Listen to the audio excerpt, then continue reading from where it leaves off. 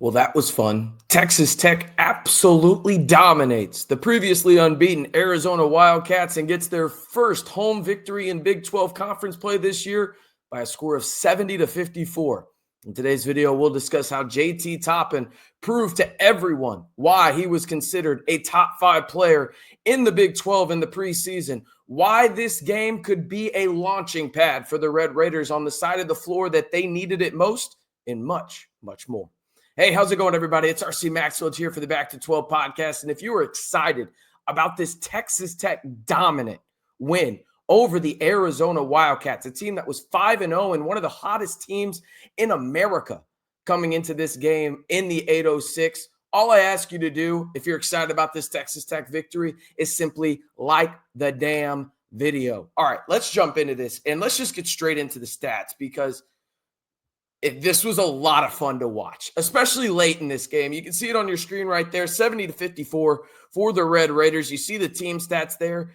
Really, if we're being honest about this, I thought both teams shot a lot worse than you traditionally think. I thought Arizona was a little bit closer to where they shot normally, and Texas Tech shot a little bit worse than they traditionally do. But overall, in terms of the difference, I thought it was pretty much even. You see it right there, 36% from the field for Texas Tech, not good, but better than Arizona at 31%. The Wildcats shot 17% from three. And no, that's not because they missed a ton of open looks. I thought the Texas Tech defense was absolutely killer today out in the 806. They were physical. They played elite defense on the perimeter, and they gave Caleb Love, one of the better guards in all of college basketball, nightmares. He will be thinking about this game in Lubbock for multiple weeks ahead. Absolutely dominant performance by the Red Raiders on the defensive end. And we'll talk about the two-headed monster in the front court that I think they need to play more now if this is any indication. But again, Texas Tech only shoots about 26% from three there, 6 of 23. Nothing crazy, but they make their free throws when they need to, and they absolutely dominate on the boards, out-rebounding the Wildcats 50-34. You heard that right. If you take JT Toppin's rebounds away from the Texas Tech stat sheet, it's even. That's how dominant the Red Raiders were on the board. I thought it was an absolutely sensational performance by the Red Raiders, most importantly, on the defensive side of the floor. All right, let's go and look strictly at the Texas Tech side now. You were led by JT Toppin, the aforementioned guy that had 16 rebounds, if you're doing quick math, in terms of 50 minus 34. Didn't go to Texas Tech for math, but even I can do that kind of math, okay? 20 points, 16 rebounds for the star sophomore. A lot of people in my mentions were saying Texas Tech wasn't a good team. JT Toppin isn't a good player. He's overhyped. I hope y'all shut the hell up now about it. I get it. It's one game, but JT Toppin is a bona fide star. He can't help it that he had the flu this past week against Iowa State and Kansas State. He's back to 100% in terms of the illness aspect of things, and he proved why he is a top 5 player, in my opinion, in all the Big 12. D5 struggled today. Have no fear, though. You had Chance McMillan get back, and you had Grant McCasland talk about him in maybe the highest praise that I have heard a Texas Tech men's basketball coach over the past 10 years talk about a respective player. And Grant McCasland loves all of his players. There's no doubting that. But he got some high praise for Chance McMillan, that's for sure. On the bench, you had Christian Anderson, the star freshman. Didn't have his best shooting night overall. 3 of 9 from the field, but he did have 10 points, had a couple of turnovers, didn't have any assists in this one, but I thought he was really solid in this one. Plus 16. I really don't love the plus 16 metric, but, you know, hey, it is what it is. It proves that he was on the floor for long runs for Texas Tech. I know this might be a hot take. I think the second best player for Texas Tech tonight was Federico. 8 points, 4 of 4 from the free throw line. You got to remember, Fetty was shooting 48% from the line coming into this game. He had 8 rebounds. Yes, he had 3 personal fouls. He had a turnover, but he had a critical block, also had an assist.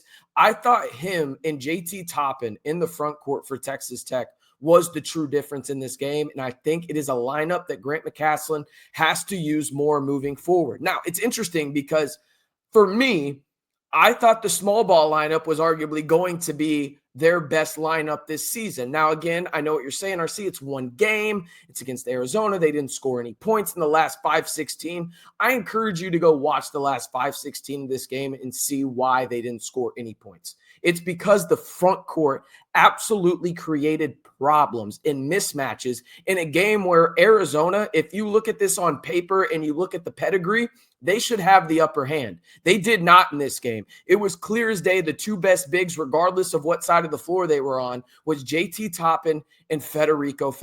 They were sensational in this game. They had 22 points in the paint, did the Red Raiders. They ended this game on a 13-0 run, and honestly, it felt like, again, they won by 16. It felt like Arizona wasn't even that close with how dominant the Red Raiders were in the last really about 8 minutes of this basketball game. As I get back on the screen, this is a game, in my estimation, again, personal opinion here, that propels Texas Tech. Okay, it propels them to a level of, it shuts up the haters. I think maybe more importantly, or maybe not even the haters, but the pessimist in Red Raider Nation that were saying, oh, they didn't play anybody in non-con. Oh, they can't win a close game. They haven't beaten anybody good. I'm telling you right now, Arizona is a top 15 team in the country. Okay? Listen, every metric that you respect, whether it's the net, KenPom, Bart Torvik, anything, BPI, it doesn't matter, had Arizona coming into this matchup out in the 806 as a top 15 team in the country. And Texas Tech really controlled this game throughout. Did Arizona get it close and even tie the game at some points? Absolutely they did. That's what good teams do. But you know what great teams do? They punish you for making mistakes. And over again, it seemed like late, Texas Tech was forcing Arizona to really just consistently make mistakes. And it started in the front court with JT Toppin, again, 20 points and 16 rebounds. He is a bona fide superstar in the Big 12 Conference, people. And then Fetty, a guy that, hand up for accountability. You know how I am on this channel. I will tell you like it is. If I'm wrong, I'm wrong. If I'm right, I'll let you know about it too. That's just how it goes. I was wrong about Fetty. I was concerned that he would not be good enough for this team.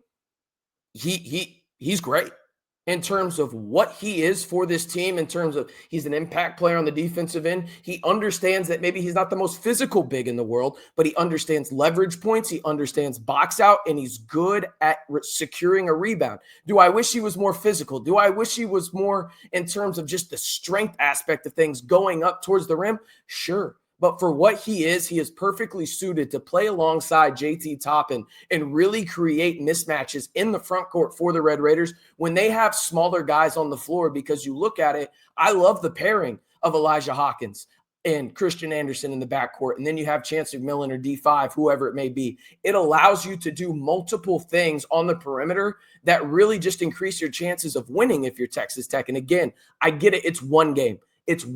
I get it, but you dominated the Wildcats in the last 8 minutes. You thoroughly outclassed them. You made them look like a pedestrian Big 12 team when you looked like an elite of the elite in the Big 12. And now let's go ahead and look at KenPom in the updated rankings after this Texas Tech victory over Arizona. Arizona came into this matchup as the 13th best team in the country on KenPom. Well, now Texas Tech is. And you may look at this and think, RC, does that say 11th best offensive rating in the country? You bet your ass it does, darling. And then you look at the defensive side. The crazy part about this, it's now updated. You got a few more games to go, recording this Saturday night while the Lions and the Commanders are playing in the divisional round for the NFC. But Texas Tech has jumped from a high 50, really 60 range in terms of defensive rating all the way up. You look at it right there, a top 35 defense in the country off the one performance. Again, I know a lot of people are saying this as I get back on the screen here. RC, you're just too emotionally invested, or you're taking the, metrics too highly. No, it's not that at all. If you can look at me in the eye and tell me right now, okay, the game that Texas Tech was thoroughly outclassed in this year, I'll listen to you, right? In the St. Joe's game, should that game have been that close? No, Texas Tech was the better team. They just did not capitalize in the clutch. And if that's your argument for these games for Texas Tech, I can get behind that. I truly can. They have not been as good as I thought they would be in the clutch. That being said, they have not been thoroughly outclassed in any game. In fact, they probably would have beat Texas A&M if JT Toppin was healthy. If they would have made a couple of free throws against Iowa State, they win that game, right? You're looking at a team that is really, really good, people. They are a top 5 team in the Big 12, in my estimation. And I have continuously said my expectation for this team has not changed at all. At all. And my expectation in the preseason was that this is a second weekend team. If they stay healthy, and again, it's going to be an attrition thing in the Big 12. You got 20 conference games, right? If you can stay healthy, you're going to be in a good spot. Texas Tech is a top 5 team, at worst a top 6 team, in the second best conference in America. I'll give it to the SEC. Everything the SEC thinks they are on the football field, they are on the basketball floor. That conference is insane. But again, it doesn't diminish what the Big 12 is. They are easily the second best basketball conference in America. And Texas Tech is easily, at worst, a top 6 team in this conference. And that should mean they should be probably a top 6 seed and when I say top 6, I mean 6 seed or higher in the NCAA tournament. This is easily a tournament team when they are healthy. They're only going to get better moving forward. They have 2 of the top, at worst, 15 players in the Big 12 conference. You have the best shooter in the country in Chance McMillan. You have one of the most underrated point guards in the country, especially as a distributor, in Elijah Hawkins, and one of the most underrated guards at the freshman classification in Christian Anderson. And not to mention, I'm really high on Fetty right now. Maybe it's just a little too soon on that. Maybe he'll have, a disappointing game here or there, but you got to give the guys flowers right now. Texas Tech dominated Arizona, a team that had thoroughly outclassed the competition that they had played in the Big 12. And now the Red Raiders moved to 4-2 in the Big 12 with a real chance, I might add, to beat Cincinnati on the road on Tuesday, and then you get TCU and Oklahoma State. I think I flipped those in terms of Oklahoma State than TCU, regardless, before the calendar flips to February, where the schedule gets a lot harder. If you can't tell, I was yelling at the TV about this game. Really, really excited about this. I'm telling you, Texas Tech is a good team, people. Don't count them out. They have a ton of talent. They're extremely well coached, and I think they're only going to get better from here. And this game against Arizona proved why I think that. 70-54, the Red Raiders thoroughly outclassed the Wildcats, send them back to Tucson with their first Big 12 loss of the season. If you haven't already, if you want 100% free Texas Tech content all year long, whether it's on the gridiron, the hardwood, recruiting trail, anything in between, and want to join the largest group of Texas Tech fans on YouTube, it's 100% free, people. I can't offer a better deal than that. I guess I could pay you, but I'll be honest with you. I think 100% free is more than fair to all of us out there.